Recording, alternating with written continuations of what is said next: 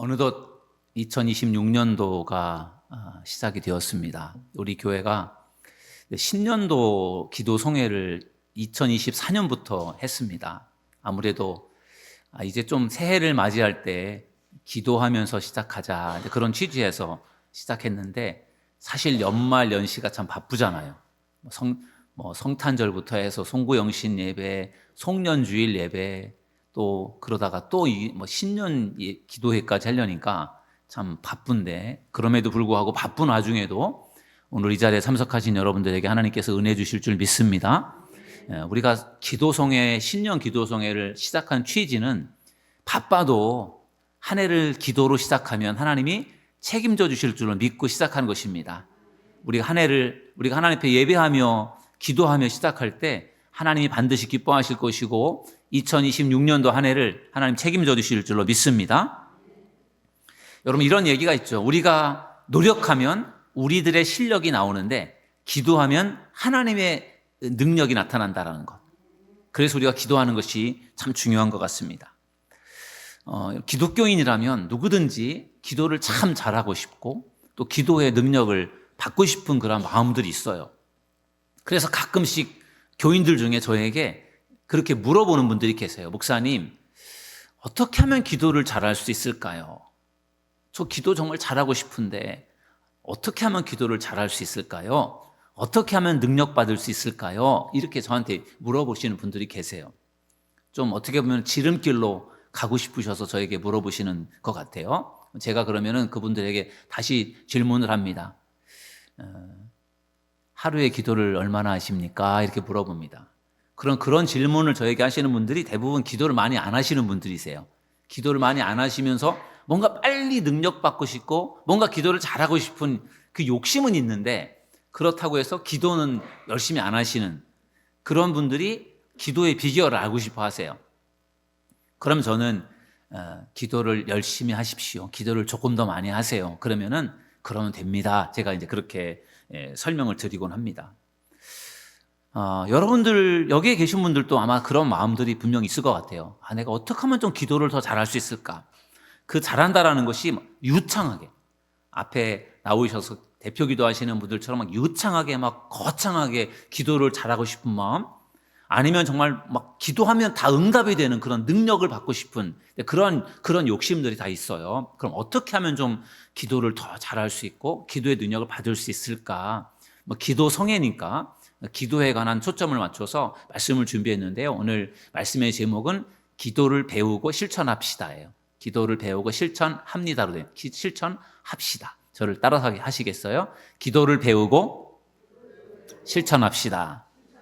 네, 기도를 오늘 제가 여러분들과 함께 기도를 배우는 시간을 가질 겁니다. 그러면은 그것을 가지고 우리가 실천하는, 배우는 것에서 끝나는 것이 아니라 그것을 우리의 삶에 적용하고 실천하면 분명히 좋은 열매가 맺혀지게 될 줄로 믿습니다. 두 가지 오늘 기도를 배우려고 합니다.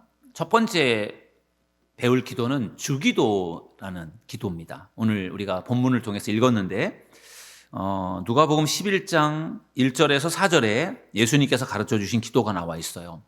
어느 날 예수님의 제자들이 예수님에게 질문을 했습니다. 예수님, 우리에게 기도를 좀 가르쳐 주세요.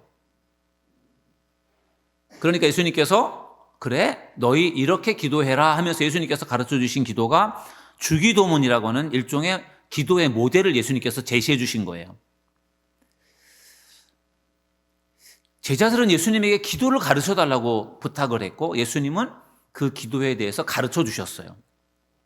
그런 점에서 우리가 고백하며 기도하는 이 주기도문이 매우 중요합니다. 그것은 예수님이 아주 좋은 기도의 모델로, 거기에 예수님께서 기도의 모델로서 기도문을 예수님께서 제자들에게 가르쳐 주신 거죠. 이 주기도문은 크게 두 가지 기도문으로 나누어지는데, 하나는 하나님을 향한 기도, 그리고 또 한 가지는 우리 자신을 향한 기도예요. 주기도문 속에 기도의 두 가지 내용이, 중요한 두 가지가 담겨 있는데, 하나는 먼저는 하나님을 향한 기도입니다.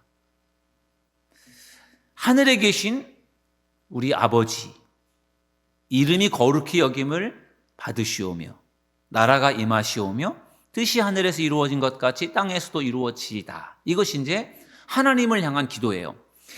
주기도문, 우리가 암기하는 주기도문은 사실 마태복음에 나와 있는 그 기도가 더 정확한 기도예요. 근데 제가 오늘 누가복음 11장을 선택한 것은 여기에서 제자들이 예수님에게 기도를 가르쳐 달라고 하는 그런 부탁하는 말씀이 있어서 제가 사실은 이 본문을 정했습니다. 그리고 예수님이 너희는 이렇게 기도하라. 예수님이 가르쳐 주셨으니까. 그런데 이 기도의 내용에 하늘에 계신 아버지여 이름이 거룩히 여김을 받으시오며 할 때 첫 번째 하나님을 향한 첫 번째 기도가 이름이 거룩히 여김을 받으시오며 이거거든요. 종교개혁자 칼빈은 이 기도가 하나님의 이름이 영광을 받으십시오. 하나님의 영광을 받으시도록 기도하는 기도라고 그렇게 말했어요. 하나님의 이름이 거룩해지는 것. 그것이 하나님의 이름이 높여지고 하나님의 이름이 영광을 받으시는 그것을 먼저 기도하고 있는 것입니다. 여러분, 예수님이 가르쳐 주신 기도에 먼저는 우리가 필요한 것을 구하는 것이 아니라 하나님이 원하시고 하나님을 향해서 올려지는 기도가 드려지고 있어요.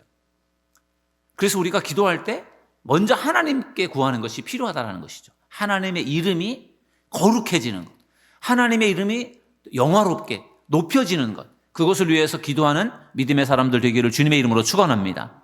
그것이 좋은 기도예요.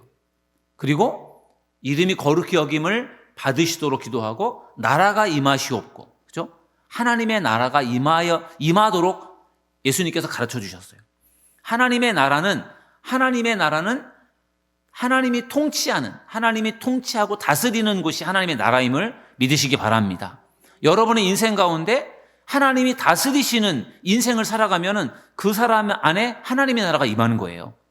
하나님의 나라가 저 하늘 꼭대기에 있는 어떤 장소적인 개념이라기보다는 하나님이 통치하는 곳, 하나님의 다스림을 받는 곳, 그곳이 하나님의 나라인데 하나님의 나라가 임하게 하여 주옵소서. 그렇게 기도할 때 내가 살고 있는 가정과 일터와 교회 안에서 하나님의 다스림이 있게 해주세요. 그렇게 기도하는 것이 예수님께서 가르쳐 주신 기도예요. 그러려면 내가 뭔가를 하는 것이 아니라 하나님이 다스리도록 맡기는 것이죠. 그러한 여러분의 삶이 될 수 있기를 주님의 이름으로 축원합니다. 하나님 저를 다스려 주시고 저희 가정을 다스려 주시고 우리 교회를 그리고 이 나라 이 민족을 다스려 주세요. 왜냐하면 그 하나님이 다스리시는 곳이 하나님의 나라이기 때문에. 나라가 임하시오며 뜻이 하늘에서 이루어진 것 같이 땅에서도 이루어지이다. 하나님의 뜻이 이루어지는 게 얼마나 중요합니까? 하나님의 뜻. 우리는 하나님의 뜻을 구하고 그 하나님의 뜻이 이루어지도록 기도해야 될 줄로 믿습니다. 그게 우리가 하나님 앞에 기도하는 중요한 기도예요. 하나님의 뜻을 알게 해주시고 하나님의 뜻이 이루어지게 하여 주시옵소서. 예수님이 가르쳐 주신 주기도문의 앞부분은 하나님께 향한 기도였어요. 그리고 나서 그 다음에는 인간의 필요, 우리의 필요한 것을 구하는데 그것은 4가지로 되어 있습니다. 오늘 우리에게 일용할 양식을 주시옵고, 그렇죠? 일용할 양식, 오늘 하루치의 양식을 구하고 있어요. 많은 것을 구하고 욕심을 부리는 것이 아니라 오늘 하루에 먹을 양식, 최소한의 꼭 필요한 필수적인 것을 구하고 있어요. 주기도문을 보면은 일용할 양식을 구한다라는 것은 내가 먹고 살 수 있는 것들을 구한다는 것이기 때문에 그것을 구하는 것이 전혀 이상한 것이 아닙니다.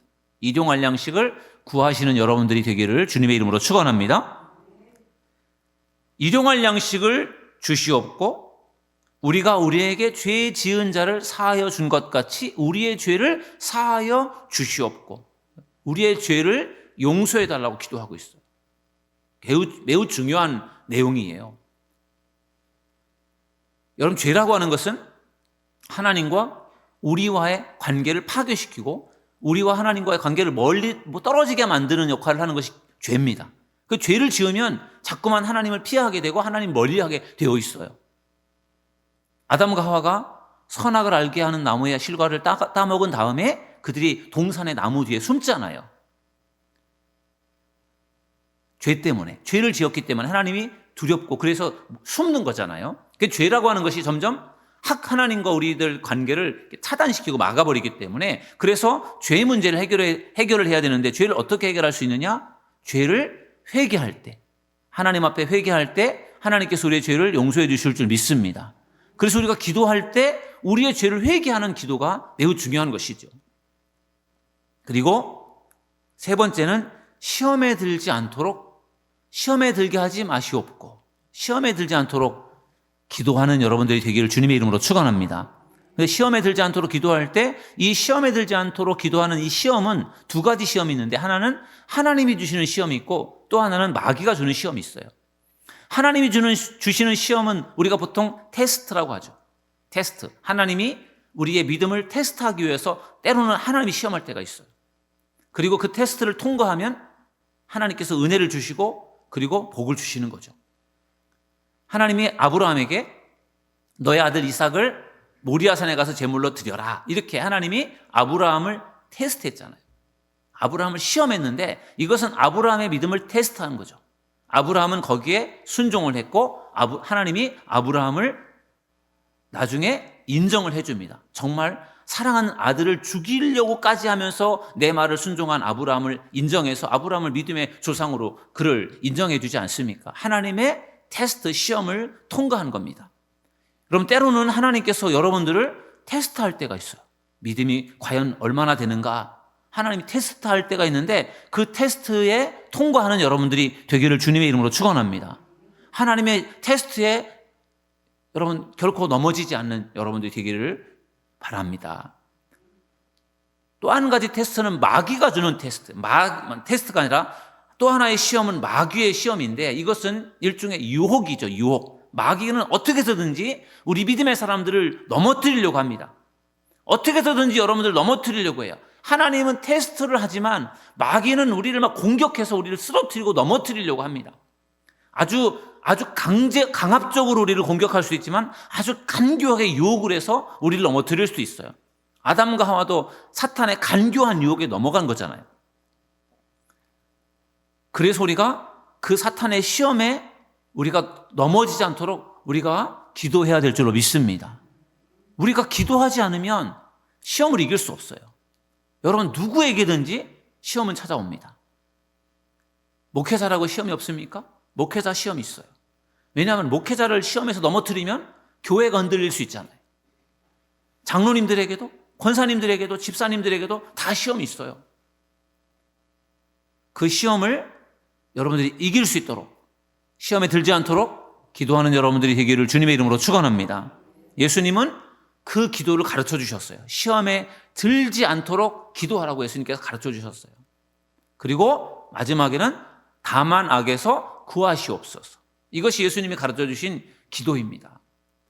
우리가 아무리 노력하고 애를 써도 시험에 빠질 수도 있고 넘어질 수도 있어요. 그럴 때 그 다음엔 어떻게 기도합니까? 악에서 우리를 구원해 주십시오. 내가 걸려 넘어지고 쓰러질 수 있는데 그것이 다가 아니라 그때도 하나님 앞에 기도를 하는데, 하나님, 저를 악에서 구원해 주시옵소서. 이렇게 기도하는 믿음의 성도들 되기를 주님의 이름으로 축원합니다. 이것이 예수님이 가르쳐 주신 기도예요. 정말 좋은 기도의 모델이죠.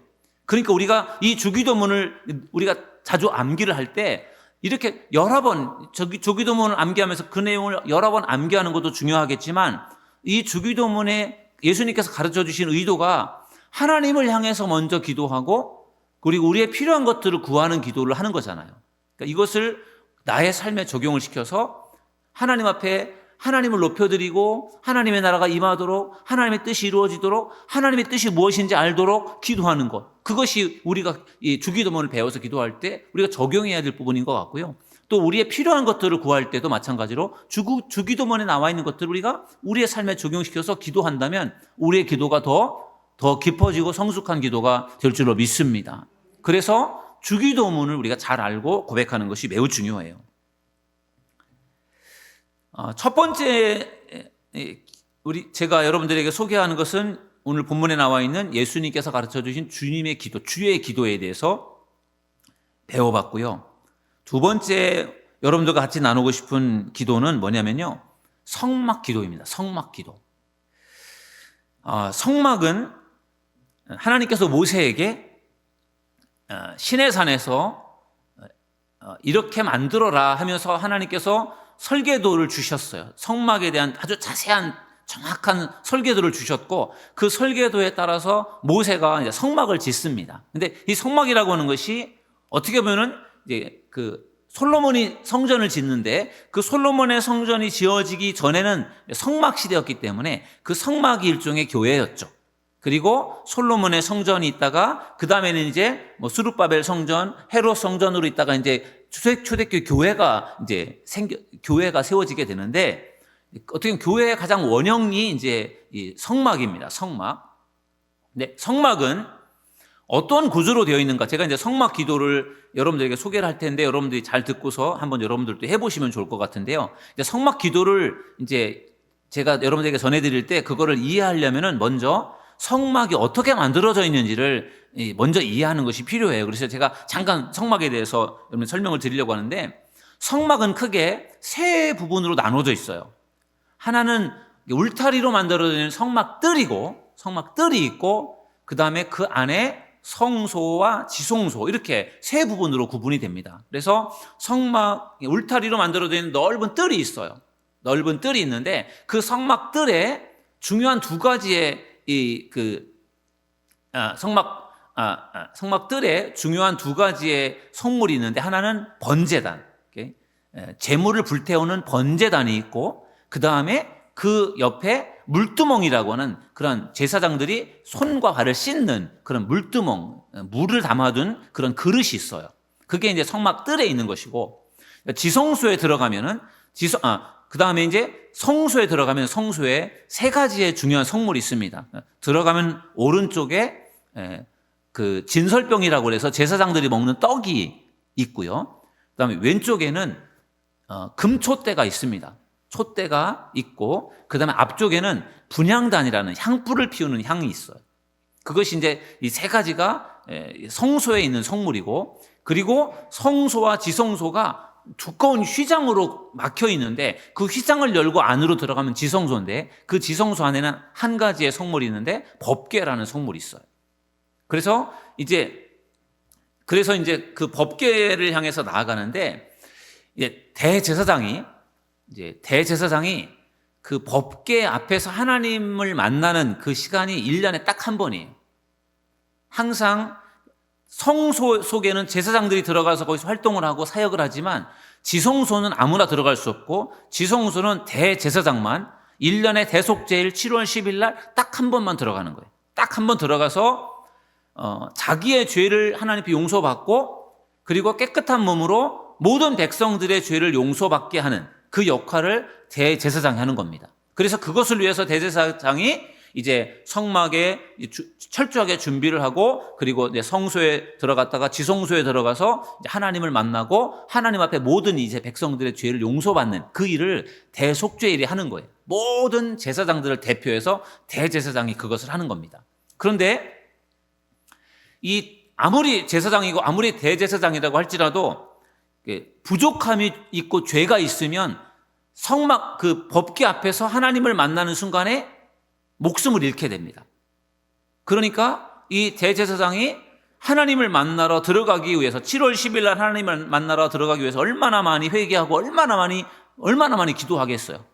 왜냐하면 자칫 잘못하면 죽을 수 있으니까. 그래서 그런 열심히 준비하고, 그리고 이제 7월 10일에 이제 하나님을 만나러 이제 그 지성소로 들어가는 것이죠. 근데 그 지성소로 들어가는 이 과정이 이제 기도하는 과정이에요. 그래서 제가 이제 성막 기도를 7가지로 여러분들에게 소개를 할 텐데, 한 가지 중요한 의미가 있어요. 그래서 여러분들도 나중에 기도하실 때 주기도문을 암송하면서 그것을 따라서 하나하나 이렇게 기도하는 것도 좋고, 제가 오늘 두 번째로 가르쳐 드리는 성막 기도를 한번 여러분 생각하면서 하나하나 연상하면서 이렇게 한번 기도를 해보시면 여러분들의 기도가 훨씬 더 성숙한 기도가 될 줄로 믿습니다.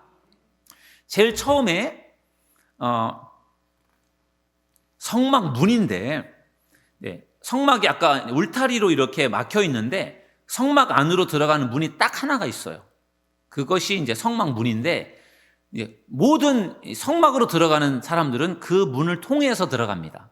그래서 이스라엘 백성들이 성막을 들어갈 때는 반드시 이 문을 통과해서 들어가는데 이 문은 어떤 의미가 있느냐? 성막문이 1번인데 첫 번째 단계는 성막문인데 이 성막문의 의미는 시편 104편 4절에 보니까 이렇게 말씀하고 있어요. 감사함으로 그의 문에 들어가며 감사함으로 그의 문에 들어간다. 이렇게 되어 있거든요. 여러분 성막 기도의 첫 번째가 성막문인데 이 성막문은 뭐냐면요. 감사의 문입니다. 감사의 문. 저를 한번 따라서 하실까요? 감사의 문. 여러분 우리의 기도의 문이 어떻게 열리느냐? 감사로 열린다는 것을 믿으시기 바랍니다. 우리가 하나님 앞에 기도할 때 하나님 이름을 부르고 뭐라고 합니까? 하나님 감사합니다 이렇게 하잖아요. 감사합니다라는 고백이 매우 중요한 것이 이 감사가 기도의 문을 여는 거예요. 마치 대제사장이 하나님을 만나기 위해서 이제 성막으로 갈 때 성막의 울타리에 있는 문으로 들어가잖아요. 그 문으로 들어가는 것이 이제 그 하나님을 만나러 가는 첫 번째 이제 관문인데 그 문을 여는 것이 어떤 의미이냐? 우리가 하나님을 만나기 위해 기도할 때 감사를 고백하는 것. 그것이 우리가 하나님을 만나는 문을 여는 것임을 여러분 믿으시기를 주님의 이름으로 축원합니다. 감사함으로 그 문에 들어간다 그랬어요. 오늘 우리가 새해 첫날을 맞이해서 성전에 모여서 우리가 예배할 수 있다라는 것. 참 어떻게 보면은 참 세상의 사람들은 이해할 수 없을지도 모르겠어요. 첫날부터 송구영신 예배 때문에 잠도 못 잤는데 뭘 또 모여서 또 예배를 드리고 또 기도를 하느냐. 그런데 여러분 우리가 하나님 앞에 이 첫날부터 모여서 예배할 수 있는 것, 기도할 수 있는 것에 감사하는 여러분들이 되기를 주님의 이름으로 축원합니다. 여러분 감사는 선택이라고 해요. 선택. 내가 이것에 감사해야 되겠다라고 선택을 하면 그것이 감사의 제목이 될 수 있어요. 그러나 감사로 선택하지 않으면 그것이 감사인지도 모르고 지나가는 것들이 참 많습니다. 오늘 이 자리가 여러분들에게 감사의 고백이 되기를 주님의 이름으로 축원합니다. 그래서 첫 번째 성막문은 감사 기도예요. 그래서 우리가 처음에 성막 기도를 드릴 때 성막문에서 출발한다고 생각하면서 감사를 고백하면서 시작하는 거예요. 하나님 오늘도 또 이렇게 2026년 새해를 주셔서 감사하고 오늘도 건강을 주셔서 새해 이렇게 기도 성회에 참여할 수 있게 해주셔서 하나님 감사합니다. 가정을 주시고 또 일터를 주시고 또 건강을 주시고 또 믿음을 주셔서 제가 하나님을 이렇게 예배하며 섬길 수 있게 해주셔서 감사합니다. 이렇게 먼저 우리가 하나님께 감사를 드리는 것이 우리의 기도의 문을 여는 것이다라는 것을 기억하시기를 주님의 이름으로 축원합니다. 그 감사의 기도가 이제 성막 문을 여는 것이 이제 감사 기도이고요. 성막 문을 들어가면은 아까 말씀을 드린 것처럼 이제 성막 뜰에 번제단이 있어요. 번제단. 성막 문에서 하나님 앞에 감사 기도를 하고 그 다음에 두 번째 관문인 번제단에 와서 번제단은 어떤 의미죠? 번제단은 죄인이 이 제물을 가지고 와서 그 번제단 앞에서 제물의 머리 위에 손을 얹고 기도합니다. 그 기도를 죄의 전가라고 하는데 내가 지은 죄를 그 제물에게 뒤집어 씌우는 거예요. 하나님 제가 이런 죄를 지고 저런 죄를 졌는데 하나님 저를 용서해 주세요. 저의 죄를 이 제물에게 뒤집어 씌웁니다. 하나님 저를 용서해 주시고 저를 구원해 주세요. 이렇게 그 제물을 가져가서 그 제물에게 내가 지은 죄를 덮어 씌우고 그리고 나서 그 죄인이 그 제물을 죽입니다. 그 제물에 소든 양이든 염소든 비둘기든 그 목을 찔러서 칼로 피를 뽑아내고 그리고 피를 제단 주변에 뿌리고 그리고 그 제물을 레위인들과 함께 손질을 하고 각을 뜨고 해서 손질을 해서 그것을 번제단에 불태우는 거예요. 그리고 번제단에 그 제물이 불타는 동안 이 죄를 지은 죄인은 그 번제단 그 구석에 있는 뿔을 붙들고 있습니다. 뜨겁겠죠. 그리고 그걸 붙들고 하나님 앞에 기도를 할 때 하나님 제가 죄를 지어서 제가 죽어야 되는데 저를 대신해서 이 제물이 죽었습니다. 하나님이 제물을 받으시고 저를 용서해 주세요. 이렇게 기도하는 게 그게 번제단의 기도예요. 그래서 그 구약시대에 죄인이 번제단에 제물을 잡아서 드렸던 그 번제단, 제물을 불태우는 그 번제단의 의미는 죄를 회개하는 것입니다. 그래서 우리가 성막 기도라고 하는 것이 이제 성막문으로 들어가서 감사의 기도를 통해 문을 열고 들어갔다면은 그 다음에는 두 번째 번제단에 가서 번제단에서 우리의 죄를 회개하는 것입니다. 하나님의 말씀대로 하나님의 뜻대로 살아야 하는데도 불구하고 그렇게 하지 못하는 것 하나님 용서해 주세요. 여러분의 잘못한 죄를 조목조목 하나님 앞에 아뢰며 회개하는 그러한 여러분들 되기를 주님의 이름으로 축원합니다. 우리가 아까도 우리에게 죄를 지은 자를 사하여 준 것 같이 우리 죄를 사하여 주시옵고 그 주기도문의 어떤 고백 속에도 그 죄를 고백하는 내용이 나와 있는 것처럼 성막 기도에서도 번제단에서는 죄를 고백하는 거예요. 나의 잘못된 죄를 하나님 앞에 낱낱이 고백하고 회개할 때 하나님께서 그 죄를 용서해 주실 줄로 믿습니다. 하나님은 미쁘시고 의로우사 우리 죄를 사하시며 우리를 모든 불의에서 깨끗게 하실 것이요. 요한일서 1장 9절의 말씀이에요. 우리가 하나님 앞에 죄를 자백하면 하나님이 깨끗하게 용서해 주시겠다고 약속해 주셨기 때문에 우리가 하나님 앞에 회개하는 것이 매우 중요합니다. 우리가 하나님 앞에 우리의 죄를 고백하며 회개할 때 하나님께서 우리의 죄를 눈처럼 희게 깨끗하게 해주실 줄로 믿습니다. 첫 번째는 성막문에서 감사 기도를 드리는 것이고 두 번째는 번제단에서 회개 기도를 하는 거예요. 그리고 나서 세 번째는 물두멍인데 아까 제가 말씀드린 것처럼 성막들에는 번제단이 있고 물두멍이 있는데 이 물두멍이라고 하는 것은 뭐냐면은 제사장들이 이 번제단에서 제물을 드린 다음에 몸에 튄 피라든지 먼지를 씻어내는 그런 곳이에요. 그래서 그 물두멍에 있는 물에 손을 씻고 또 옷에 있는 피를 닦아내고 이렇게 하면서 깨끗하게 자기 몸을 돌아보는 그것이 바로 물두멍입니다. 그럼 이 물두멍이라고 하는 것은 무엇을 의미하느냐? 예수님께서 제자들에게 이렇게 말씀하셨어요.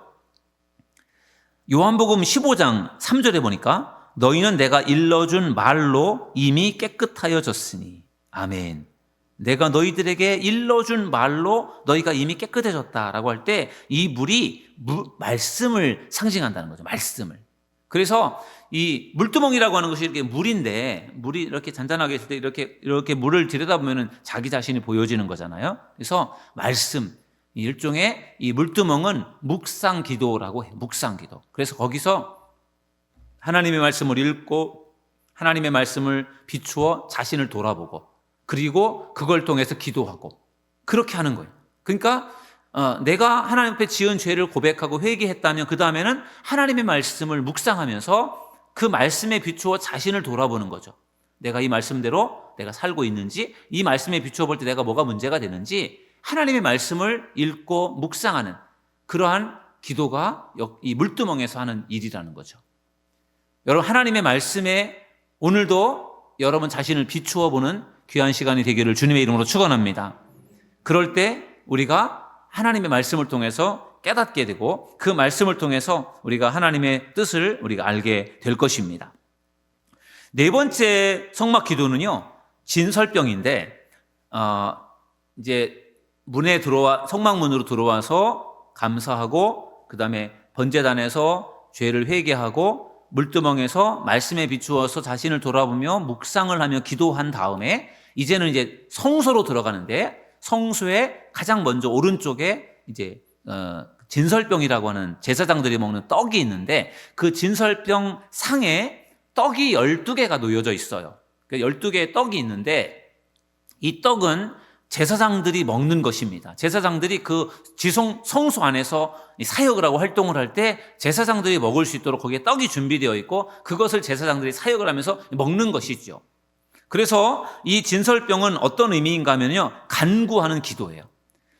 아까 예수님이 가르쳐 주신 주기도문에서도 우리에게 일용할 양식을 주시옵고라고 하는 먹을 양식을 구하는 그 기도 내용이 있었던 것처럼 이 진설병도 제사장들에게 필요한 양식이에요.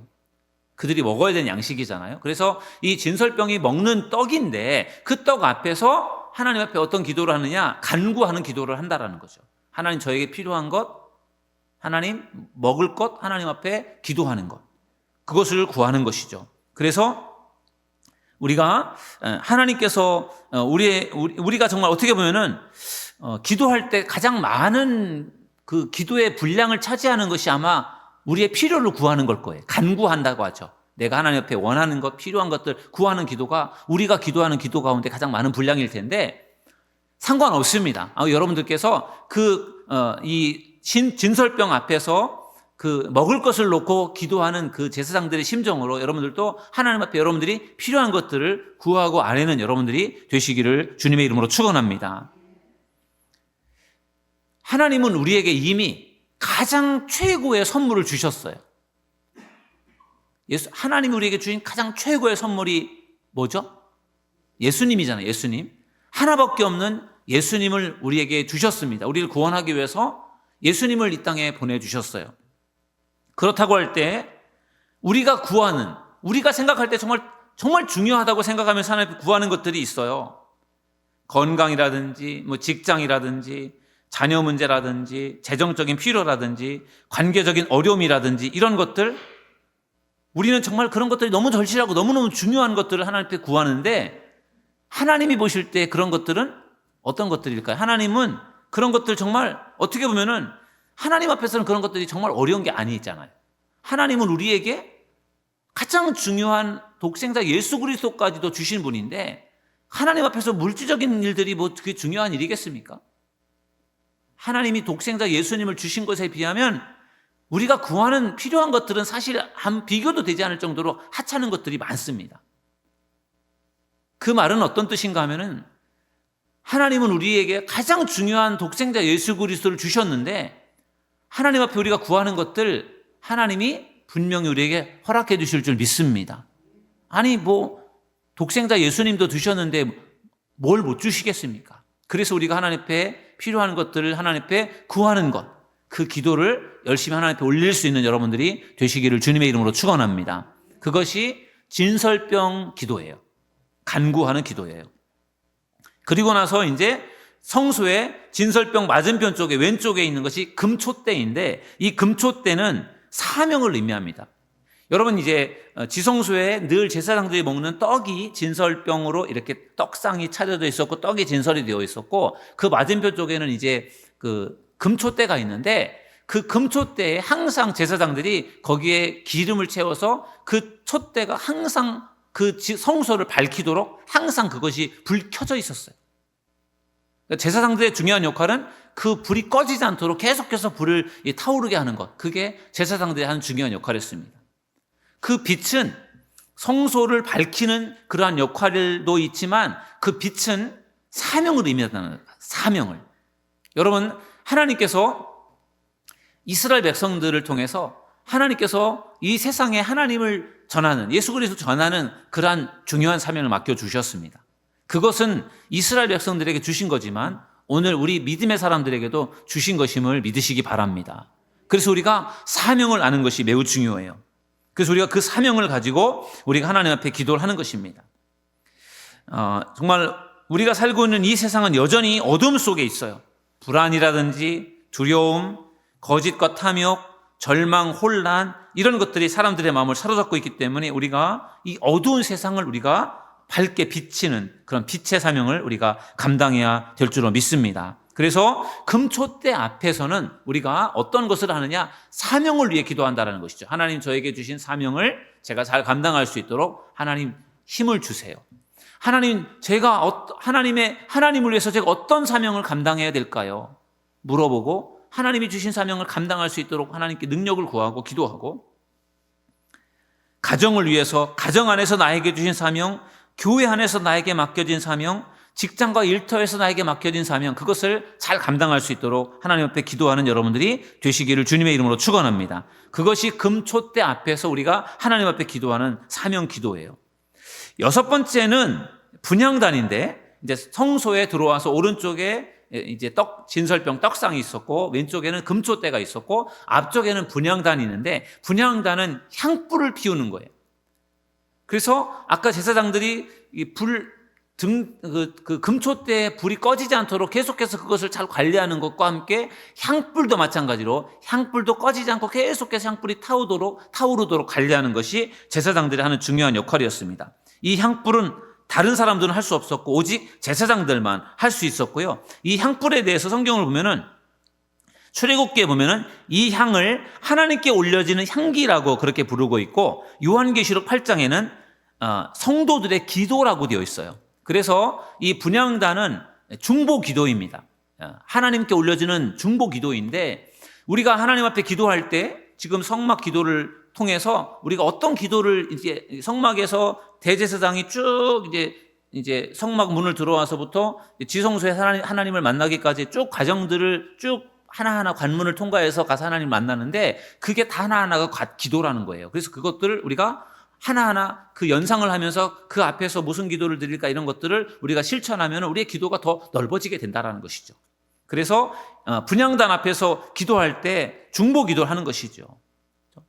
나의 필요를 하나님 앞에 구하는 것, 어떻게 보면 아까 그 진설병 앞에서는 내가 필요한 것들을 구하는 기도를 했다면은, 이제 이번에는 그 분향단 앞에서는 중보 기도를 하는 거예요. 정말 내가 아닌 다른 사람들을 위해서, 우리 교회 성도들, 아픈 성도들을 위해서 기도한다라든지, 우리 가족들을 위해서 기도한다라든지, 또 뭐 아픈 이들을 위해서 기도한다라든지, 친구를 위해서 기도한다라든지, 믿지 않는 영혼 구원을 위해서 기도한다라든지, 이 지역이 거룩한 땅이 되도록 기도한다라든지, 또 한국 교회를 위해서 기도한다라든지, 우리 대한민국을 위해서 기도하는, 의정자들을 위해 기도하는 이런 모든 것들이 중보 기도잖아요. 그래서 우리가 나 자신만을 위해서 기도하는 것이 아니라 우리의 기도의 지경을 넓히려면 다른 사람들을 위해서 중보하며 기도하는 여러분들이 되기를 주님의 이름으로 축원합니다. 그것이 분향단 앞에서 기도하는 중보 기도예요. 그리고 마지막 7번째는 법궤인데, 이제 임재 기도라고 합니다. 저를 한번 따라서 하실까요? 임재 기도. 대제사장이 법궤 앞에서 하나님을 만나는 거예요. 하나님이 그곳에 임하시는데, 그것을 이제 기도하면서 그것을 경험하는 것. 그래서 출애굽기 25장 22절에 보면 이렇게 말씀하고 있어요. 거기서 내가 너와 만나고 속죄소 의 곧 증거궤 위에 있는 두 그룹 사이에서 내가 이스라엘 자손을 위하여 내게 명령할 모든 일을 내게 이르리라. 아멘. 하나님이 모세에게 들려주신 말씀이에요. 거기서 내가 너를 만난다. 대제사장이 1년에 한 번 대속죄일에 지성소 속에 들어가서 하나님을 만났는데, 모세는 수시로 그곳에서 하나님을 만난 거예요. 거기서 내가 너와 만나고, 하나님을 만나고 하나님을 경험하는, 그것이 그 지성소에서 이루어지게 된 것이고 법궤 앞에서 이루어지게 된 것입니다. 그래서 이러한 과정을 걸쳐서 대제사장이 이제 법궤 앞에서 하나님을 만나는 것이죠. 다시 한번 돌아본다면은 성막 문으로 들어와서 감사의 기도로 문을 열고 들어와서, 그리고 나서 뜰에 들어와서 번제단 앞에서 나의 죄를 하나님 앞에 회개하면서 하나님 앞에 기도를 드리고, 물두멍 앞에서 말씀에 비추어 내 자신을 돌아보면서 하나님의 뜻을 발견하고 깨닫고, 그리고 나서 이제 성소로 들어가서 성소의 제일 먼저 오른쪽에 있는 진설병 떡상 앞에서 나의 필요한 것들을 하나님 앞에 구하고, 맞은편 쪽에 있는 금초대 앞에서 나의 사명을 위해서 하나님 앞에 기도하고, 그리고 앞에 있는 분향단 앞에서 또 다른 중보의 기도를 드린 다음에 휘장을 열고 지성소로 들어가서 법궤 앞에서 하나님 저에게 와주십시오, 하나님 저의 기도를 들으시고 저를 만나주십시오, 이렇게 기도하면서 하나님을 만나는 것, 이것이 이 성막의 아주 기도의 중요한 이 7가지 단계가 되는 것입니다. 여러분, 이렇게 이 대제사장이 이런 과정을 통해서 하나님을 만난 거예요. 1년에 한 번. 다른 사람들은 하나님을 그렇게 만날 수가 없어요. 그런데 이 대제사장이 1년에 딱 한 번 그렇게 준비를 철저하게 하고 기도하고 하나님을 만났었는데, 그런데 지금은 누구든지 언제든지 하나님을 만날 수 있게 되었습니다. 그게 언제, 누구든지 하나님을 만날 수 있는 길이 열려진 것이 언제 일어난 일인지 아십니까? 예수님께서 십자가에 달려 돌아가실 때, 예수님이 십자가에 달려 돌아가실 때 예수님께서 가상 7언이라 그래서 7가지 말씀을 하셨는데, 그 중에 하나가 다 이루었도다예요. 다 이루었도다.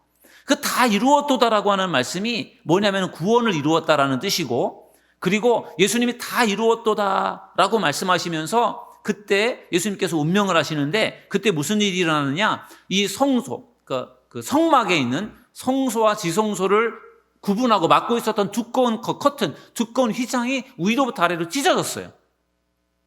그것은 어떤 의미인가 하면은 성소와 지성소에 이제는 구분이 없어진 거예요. 지성소는 대제사장이 1년에 한 번밖에 못 들어갔는데, 지성소는 성소는 제사장들이 수시로 드나들었던 장소거든요. 근데 성소와 지성소의 개념이 없어졌다라는 것은 누구든지 지성소로 들어갈 수 있는 길을 열어주었다라는 것이죠. 그게 바로 예수님의 십자가의 죽음이 그 일을 이루어 주신 줄로 믿습니다. 과거에는 대제사장이 대속죄 일에만 여러 가지 관문을 통과하면서 여러 가지 준비를 하고 하나님을 만날 수가 있었는데, 예수님께서 십자가에 달려 죽으심으로 이제는 누구든지 하나님 앞에 나가서 기도하면서 하나님을 만날 수 있는 길이 열려지게 되었으니 이것이 얼마나 귀하고 감사한 일이겠습니까? 이 특권이 우리 모두에게 있는 기도의 특권이고, 우리는 이 기도를 통해서 하나님을 만날 수 있다는 사실을 믿으시기를 주님의 이름으로 축원합니다. 그런 점에서 여러분들도 한번 오늘 저와 함께 주기도문에 대해서도 한번 좀 다시 한번 말씀을 생각하면서 좀 기도하면 좋겠고요. 그리고 성막 기도에 대해서도 다시 한번 우리 하나하나 이렇게 과정을 밟아가면서 기도한다면 아마도 저와 여러분의 기도의 그 지경이 넓어지고 더 깊은 기도, 더 다양한 기도를 올려드릴 수 있게 될 줄로 믿습니다. 오늘 기도를 배우고 실천합시다. 오늘 이 제목을 가지고 함께 말씀을 나눴는데요. 올 2026년도에 더 여러분 기도에 더 힘쓰시고 주기도문과 성막 기도를 여러분들의 삶에 적용하셔서 여러분의 기도가 더 넓어지고 깊어지고 그리고 더 능력 있는 기도를 드리는 저와 여러분 모두가 될 수 있기를 주님의 이름으로 축원합니다.